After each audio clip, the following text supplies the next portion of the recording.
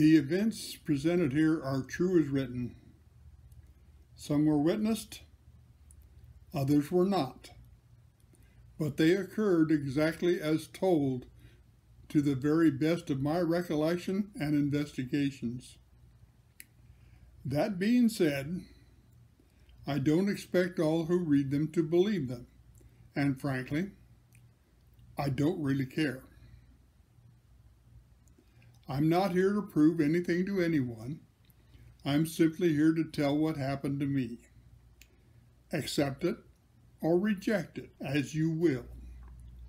So long as respect is maintained, I will discuss anything with anyone, but I will argue nothing with anyone, lest one think I may have overstated the case. When I contacted Jeff Rohn about this essay to clarify some points and help me remember correctly some others, he stated to me, "You may add that I had expressed to Jim the day prior, I told him you didn't look good at all, and I thought we would be taking you out of there in the back of his truck. The next day, you appeared out of your tent, a totally new person." We will be taking this reading from my book, Sasquatch, From Myth to Mystery. This is one of my very favorite volumes, and I do hope that you have had an opportunity to read it.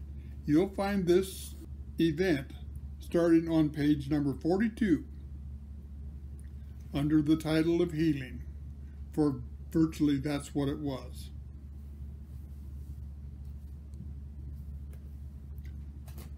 "Jim," I said in response to his query, "I'm not feeling well at all.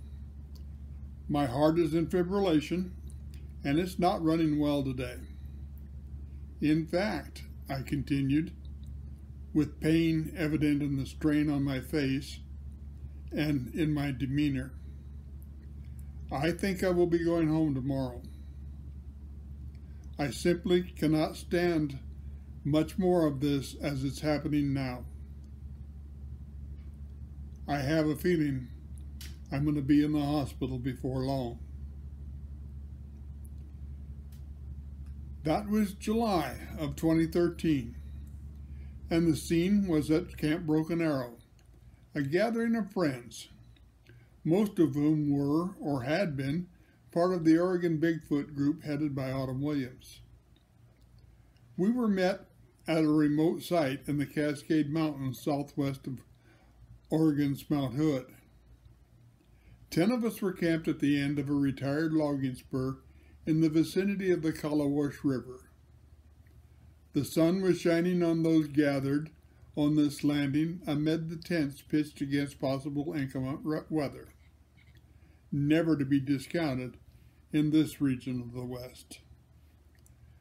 We were to follow up on a prior investigation of the area that yielded more than a little evidence of the enigmatic and elusive Sasquatch. With one exception, we were all experienced with the big ones, and our efforts had been well rewarded in the past. Our afternoon had been eventful and fruitful, with sufficient evidence having been gathered to yield a happy, satisfied group, and as evening fell and the sun disappeared behind the western ridge. A superior dinner was followed by some hours of impromptu music from a variety of hand drums, Indian flutes, and one whoopee whistle. Thank you, Jim. Some fine and fun rhythms were enjoyed that night between sessions of listening to the resident fauna. We identified sounds of our Sasquatch hosts, as well as the lesser creatures of the night. One of the more spectacular was the buzzing of the leading wing feathers of the diving nighthawks. Anyone who has not heard these night divers in their high-speed descents that actually causes the airflow over the leading edge of their wings to break the sound barrier which in turn yields a loud, unique buzzing sound to the Stygian depths of the night, needs to do so. It is unique in nature and is worth whatever price asked to witness it. Perhaps a description of the layout of our camp would be in order. The access to the landing at the very end of the road where our camp was established was a small spur road that ran from the east in the vicinity of our camp directly west, connecting with the roughly circular landing at its southeastern corner. On the south side of the road, immediately adjacent to the landing, were the tents of first Nancy, and immediately west of Nancy, Peter. Across the tiny road from Peter and Nancy was the A-frame tent trailer occupied by Robin and Maggie. West of this trailer was the sunshade. Several feet west of the shade, and about 10 feet further north into the landing, was the fire pit, with our seating and dining area around that.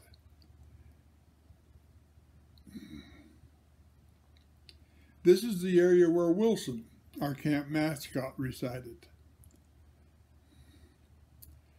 Just beyond the area of the fire pit, and slightly to the northeast of it, was the large tent that housed our resident bachelor herd, Jim DeMaine, Jeff Rohn, our host, and Ernie Vargo.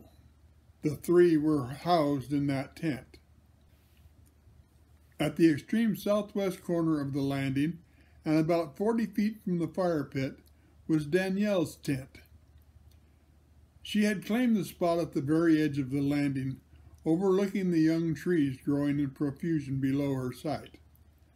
The last, the one soon to become the center of attention, was approximately 35 feet due north of the fire pit at the north edge of the landing, just where the ground tips off into the canyon that was logged from this landing. The last tent was home to me and my research partner, Sue Bland.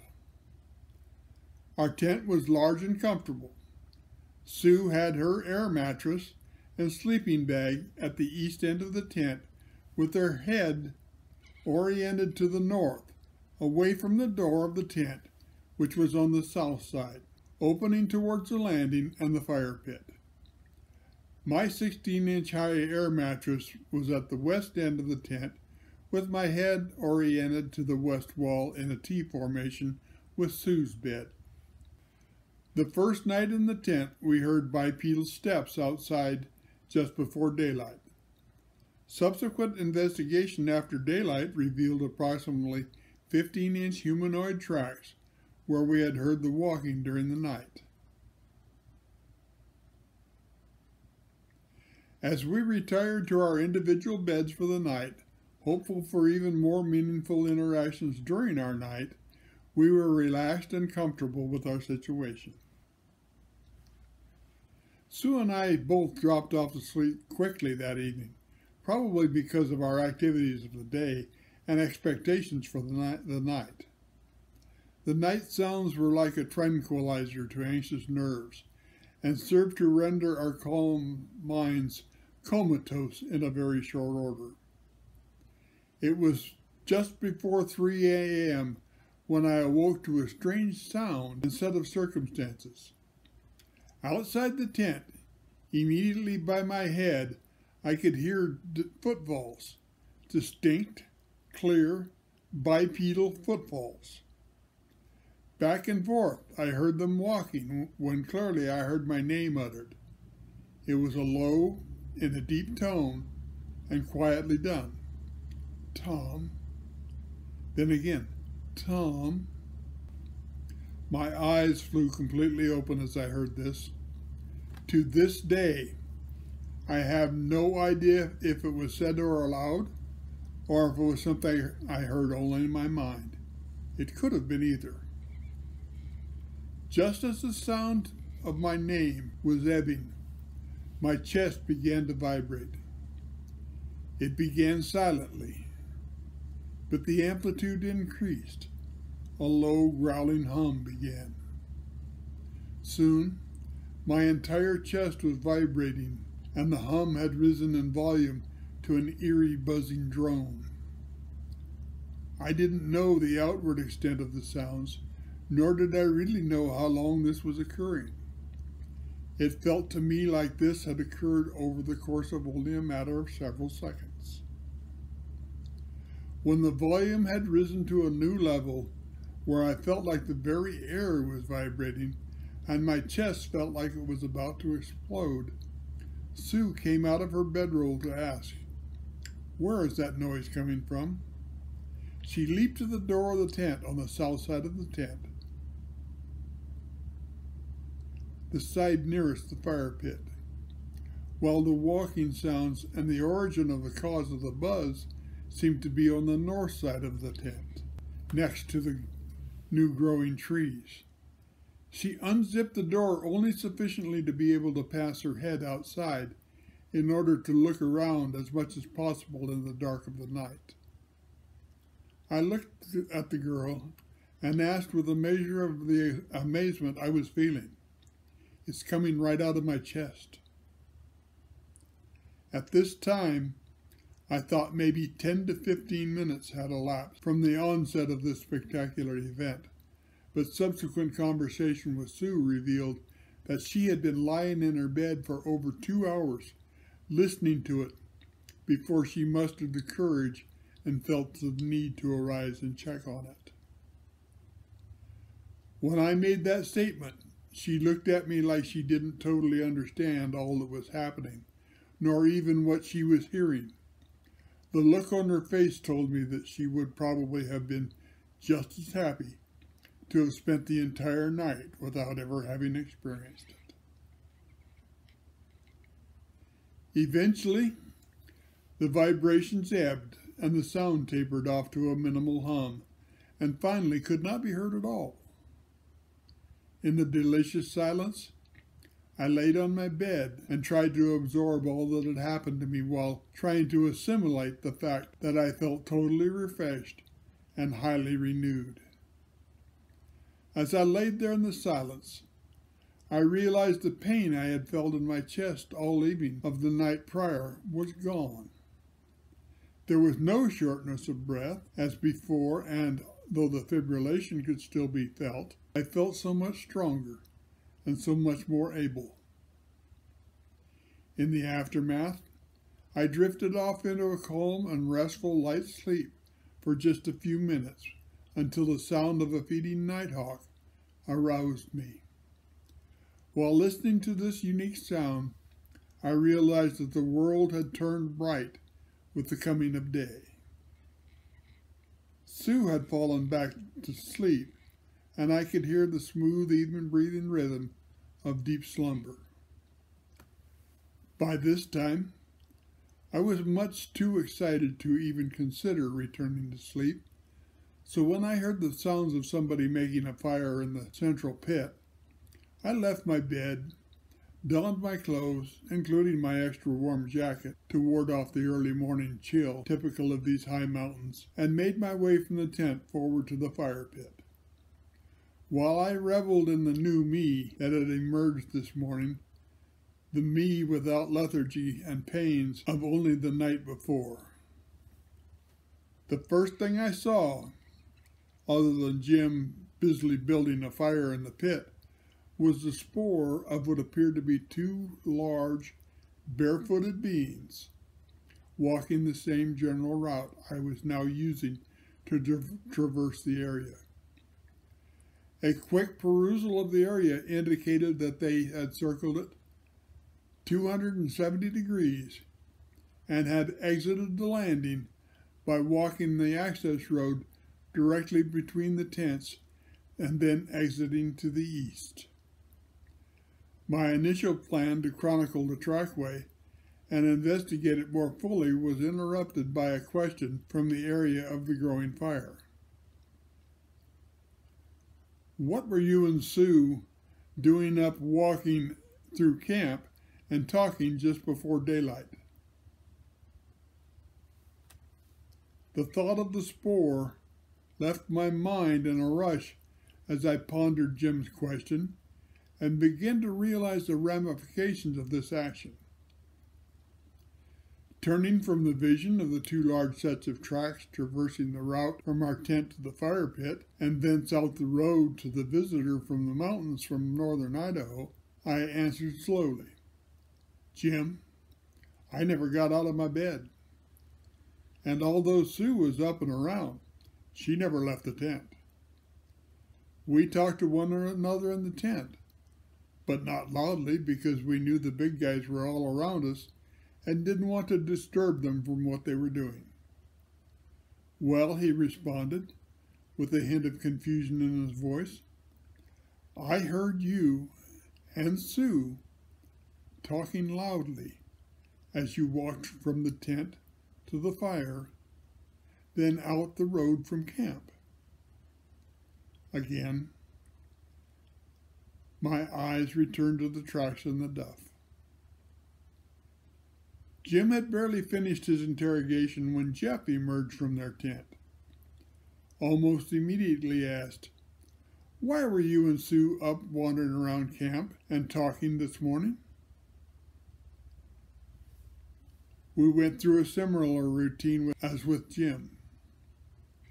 The difference here was that by this time I was suspecting collusion, except there was that trackway staring me right directly in the eye. Knowing these two as I did, I knew they were not above getting together on a good joke, though I had never seen them ever use the big guys as a cause of that joke. We always held him in too great a respect for antics like that. There was always a first time for everything, and there were those tracks. We had just finished our discussion on the subject when Peter came forth with the very same question, followed shortly by Robin, then Maggie. Nancy was the last to make her appearance and asked the very same thing. Sue had joined us at the fire, and by this time I had abandoned all possibility of a joke, as I had never known either Peter or Nancy to perpetrate any kind of a spoof of any kind, and certainly nothing where Sasquatch people would be involved in it. When all had their say, only two, other than Sue and I, had not heard it. Danielle had set her tent up away from the route and had heard nothing. Ernie was in the center of the tent with Jeff and Jim, but he had taken a sleep aid and had not roused at all until Danielle and all others were up and about. When the 8 of us, the entire group, less Ernie and Danielle, were gathered around the morning fire discussing the events of the early morning, it dawned on me to ask, what were we saying? If we were being so vocal, what exactly were we talking about? As one looked at the other around the circle, it was obvious that a question had arisen. What exactly was said? "Well," Jeff said hesitantly, "I couldn't make out individual words. It was more like we could hear utterances that had the form of words and sentences." Jim added, "That's right. And you and Sue both have distinctive voices that are really easy to recognize." The others in attendance uttered phrases of agreement and generally supported the statements made by Jim and Jeff. It seemed all others had exactly the same experience. It made sense that if they were making vocalizations in voices approximating Sue and me, that we would not hear them. If we had, we would have been out of the tent immediately to determine how we could be inside the tent talking and outside of it as well. How did they do it? I will probably never know. After the morning's events, we decided on an outing as a group. This outing kept us away from our camp for much of the day, and we only arrived back in camp in late afternoon. Since this was the second week of July, Daylight held sway until way after 9 p.m., so even though the afternoon was well advanced, it was hours before sundown. A warm afternoon sun soon set us in search of shade to relieve us of the rigors of the day. For this purpose, we retreated to the awning we had erected for the purpose beside the road and between the tent trailer and the big tent. At this point, by way of explanation, Sue and I teamed with Brian Bland to investigate and research the written language of Sasquatch in our research area in British Columbia, Canada. One of the glyphs we were able to identify with a high degree of confidence was the symbol they used to identify me. We called it a banner glyph and found it often in our primary area. We had identified other glyphs in our Canadian area that we found in other regions as well, but we had never found my banner glyph outside of our core area. It was a jubilant group who returned to the camp. There was a large volume of good-natured teasing and joking as each of us found something to eat and made our way to the shade of the awning to eat and continue our conversation over a late lunch. Large in the conversation were the events of the prior night and early morning. Also, much was being made of how much better I was doing, how I was getting around much more confidently. The fact that my health had been markedly improved overnight was the center of our attention as I seated myself in my chair beneath the awning. I was amazed at the difference in how I felt and how pleased to share this with my companions. I had just seated myself with my lunch when I let my eyes wander over my nearby environment, where they locked on something very special. There, on the ground, within inches of my feet, was a glyph. But not just any glyph. There on the ground at my feet was my banner glyph. Not only was it a banner, but it was a twin to the one I had found in our BC research area the prior May. I immediately pointed it out to my fellows, and while most were enthusiastic, it was only Sue who recognized the full impact of what happened, as she was the only one in the group who had been aware of the original banner glyph in Canada. As evening fell, I was anxious to see if our healer was going to return. I think it was this anticipation that drew me to my bed when the sun had barely left the sky and darkness had not yet fully claimed the land. For quite some time I could hear only the laughter and chat from the other 9 in camp. It was this happy noise and the whir of the occasional nighthawk that sang me to sleep on this final night of a very special outing. Sometime during the dark hours of the night, the buzz returned.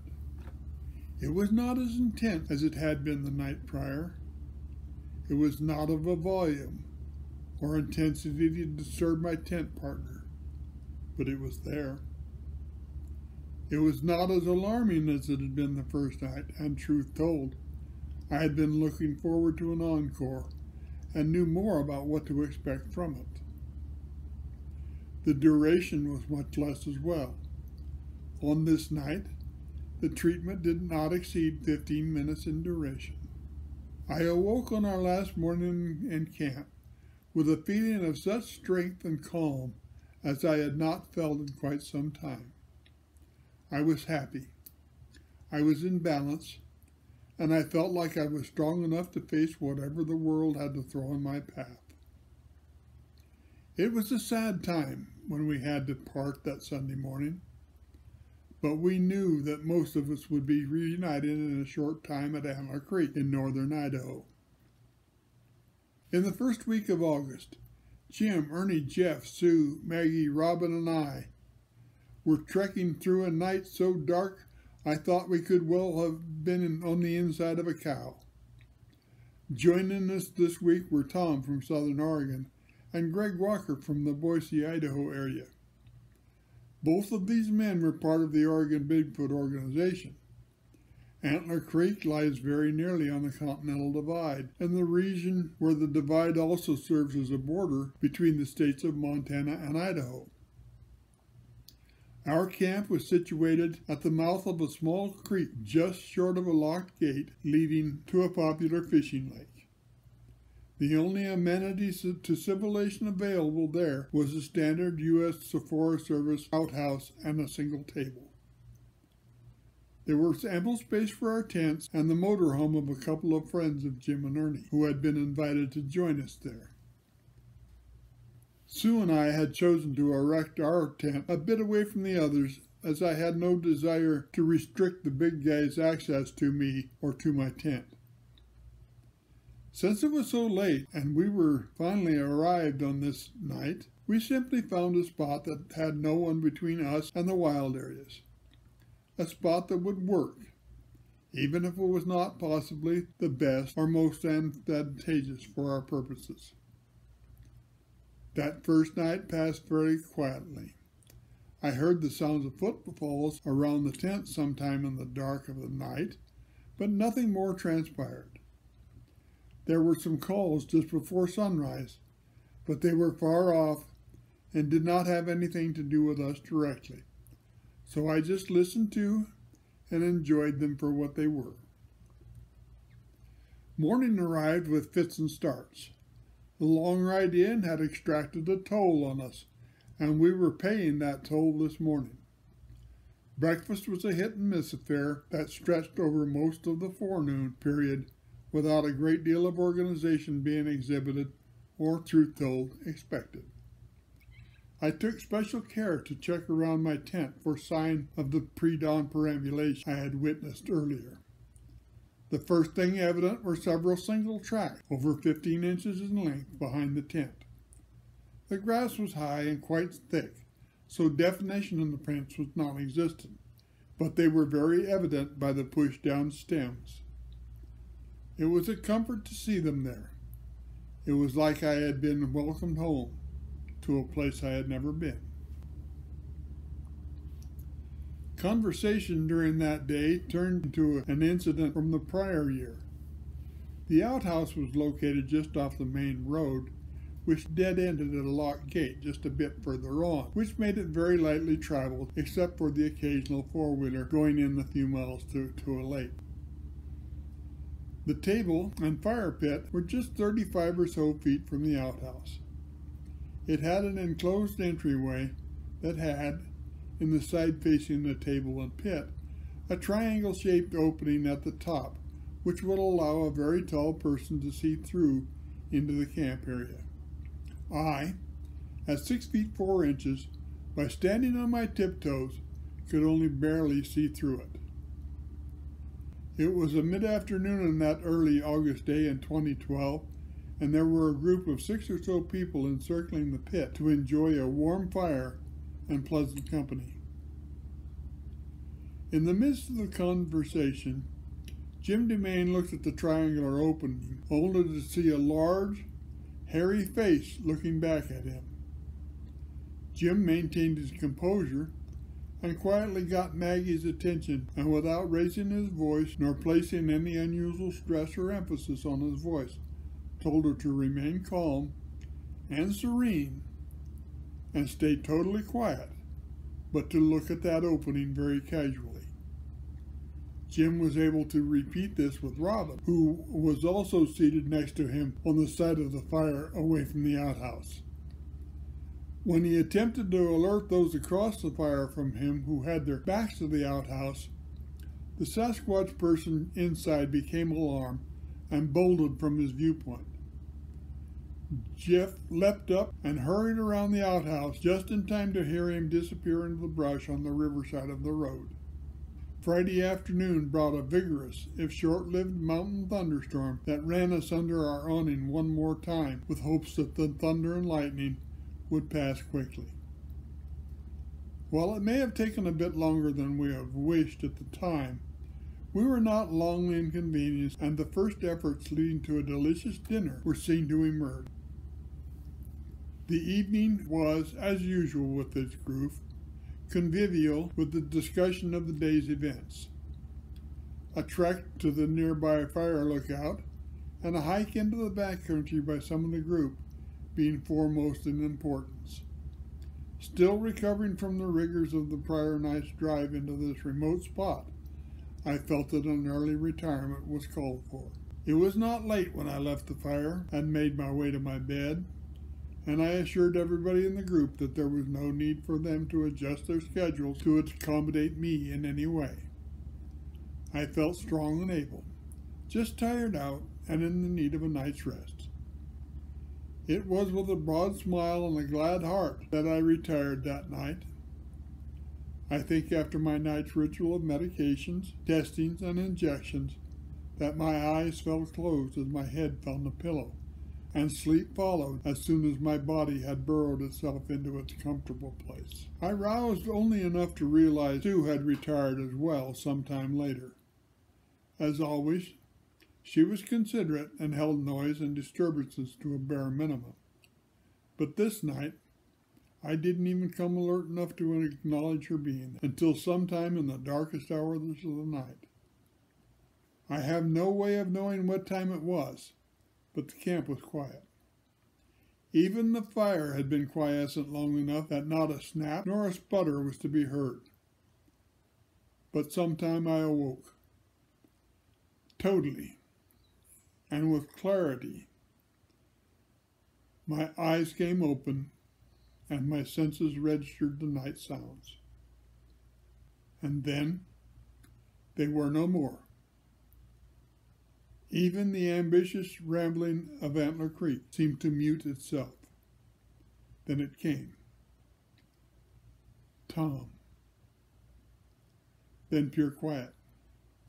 As silent as the P in pneumonia or the B in Daniel. Then again. Tom. Quickly I answered, I am here. What would you have of me? Silence prevailed.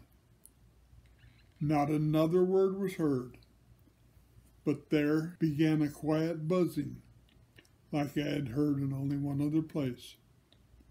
Inside my tent, at Camp Broken Arrow on Oregon's Collawash River. For just a short time, the hum was steady, but not intrusive. The palpitations it precipitated in my heart were as they had been before. I don't believe the duration was as long as it had been on its prior administration of Broken Arrow. It came, it did its work, and it went. No one else was even disturbed by the ministrations. Not even Sue, who was just across the tent from me, was disturbed by the activity. There, in the quiet of a peaceful Rocky Mountain night, my large, hairy healers had come. They had ministered, and they had then left as quietly as the toddler with that extra purloined cookie thinks he is. There have been other nights in my tent in other camps all across North America, from British Columbia, Canada to far western Georgia. From the mountains of California's Bluff Creek country to high in the Blue Mountains of Washington. There have been no more night calls of that type. Have they stopped their ministering to me? No, they have not. They have simply stopped with that methodology. Today, in this era of my relationships with them, I still get treatments of this sort from them, but it is a simpler, more direct form. The hum or the buzz is gone, but the sensations, the palpitations, are not. Now, when I start feeling down from this malady, I feel a flutter begin inside my chest, and the condition merely shrinks away like an icicle on a sunny day. The symptoms may feel quite severe at the onset of treatment, but only minutes of their magic causes my heart to calm and my strength to return. Periodically, whenever I need it. This sequence recurs, effectively treating my symptoms.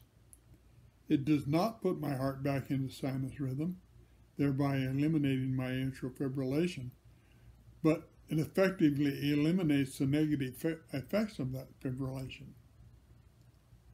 I was at my cardiologist's office recently, and as he perused the EKG he had just run, he listened intently to my heart. He said, "If I could not see this trace and hear the telltale, I would swear by the strength of the other indicators that you had no arrhythmia. Your heart runs in all other ways just too strongly." I smiled, but said nothing. It's a Sasquatch thing. He wouldn't understand it, but I do. Oh, yes, I do. Thank you.